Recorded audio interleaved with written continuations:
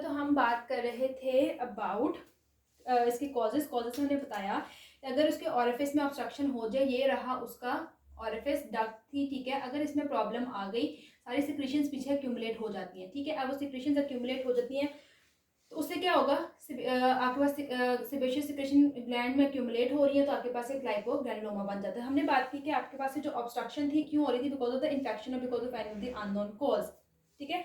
अब इसकी पैथोजेनेसिस क्या है? सबसे पहले ऑब्स्ट्रक्शन होगी, ऑब्स्ट्रक्शन के बाद क्या होगी, सिक्रीशंस अंदर ही ग्लैंड्स के रहेंगी, ऑब्स्ट्रक्शन होगी और सिक्रीशंस ग्लैंड के अंदर ही रहेंगी। जब ग्लैंड के अंदर रहेंगी सेबेशियस सिक्रीशंस हैं तो वहाँ पे क्रॉनिक इन्फ्लेमेटरी रिएक्शन होगा। क्रॉनिक इन्फ्लेमेटरी रिएक्शंस में वहाँ पे न्यूट्रोफिल्स भी आएंगे, ठीक है। वहाँ पे जो है वो प्लाज्मा सेल्स और लिम्फोसाइट्स वगैरह सारे सेल्स आएंगे। तो एक इन्फ्लेमेटरी रिएक्शन की वजह से आपके पास एक विजिबल से स्वेलिंग बन जाती है आईलिड पे, जिसको हम कहते हैं लाइपोग्रेनुलोमा, और ये होता है आपके पास क्लेजियन। तो क्लेजियन होता है because of the blepharitis and diabetes वाले पेशेंट्स में होता है। इसके क्लिनिकल फीचर्स क्या होते हैं, पेशेंट आपके पास कैसे प्रेजेंट करेगा? मोस्ट कॉमनली तो ये अपर आईलिड पे होता है, ठीक है। अगर आपके पास ये आई है एक, ठीक है, ये नीचे वाली आईलिड ऊपर वाली आईलिड है, तो आपके पास जो अपर आईलिड है इस पे ज़्यादा चांसेस होते हैं ये, ठीक है। ये ऐसे करके एक लिड पे एक स्वेलिंग सी बन जाती है, ओके। तो अब इसके क्लिनिकल फीचर्स क्या होते हैं? क्लिनिकल फीचर्स ये होते हैं, पेशेंट आपके पास आप प्रेजेंट करते हैं कि एक स्वेलिंग है बट दैट इज पेनलेस। कोई जो स्वेलिंग है उसमें कोई पेन नहीं है, ठीक है, पेनलेस स्वेलिंग है। उसको जब आप पाल्पेट करोगे आपको एक नोड्यूल टाइप फील होता है, और जब आप लिड को इवर्ट करोगे, लिड है उसको आपने इवर्ट किया तो अंदर रेडिश पर्पलिश सा एक फ्लैशी सा मैस मिलेगा आपको। कौन सा मैस मिलेगा? एक फ्लैशी सा मैस मिलता है आपको, ओके। अच्छा, और साथ में उसके साथ और क्या पेशेंट कंप्लेन करेगा? पेशेंट कंप्लेन करेगा about the blurring of vision.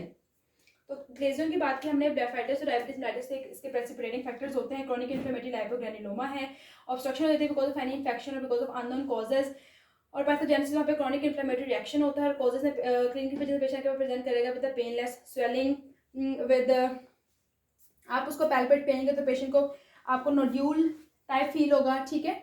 और क्या होगा, इवर्जन ऑफ लिड करेंगे तो रेड पर्पल फ्लैशी सा मैस मिलेगा एंड देन विजन ब्लर होगी। अब इस क्लेजियन का फेट क्या होता है?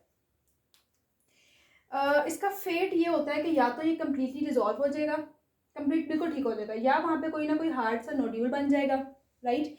या तो कम्प्लीटली ठीक हो गई या कोई हार्ड नोड्यूल बन गया, सिस्ट बन गई है, ठीक है, वहाँ पे कैल्सिफिकेशन हो सकती है, इन्फेक्शन होगा,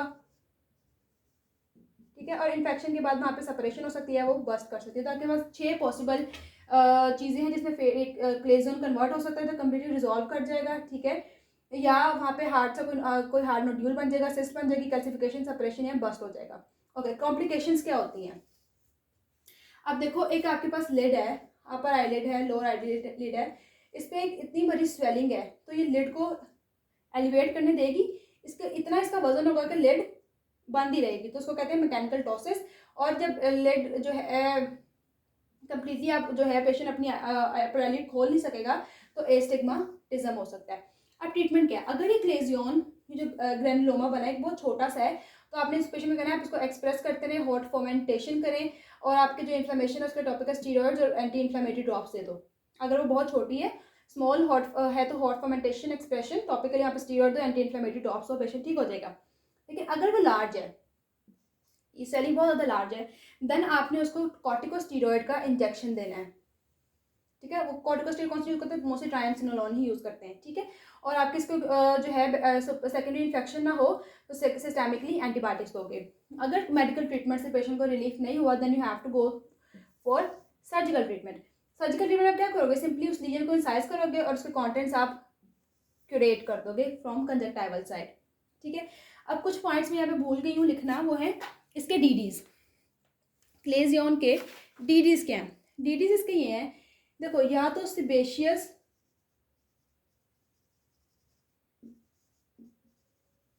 ग्लैंड में का जो है वो, अगर उसका एडिनोमा हो जाए, ठीक है, सिबेशियस ग्लैंड का एडिनोमा है, या सिबेशियस ग्लैंड का कार्सिनोमा हो सकता है, ठीक है। या आपके पास पेशेंट के पास कोई भी सार्कोइड ग्रैनुलोमा, स्पेशियस ग्लैंड का एडिनोमा है, या वैसे आपके पास कोई ग्रैनुलोमा बन सकता है, हम कह सकते हैं इसको पेशेंट को कोई ग्रैनुलोमा हुआ है, ठीक है।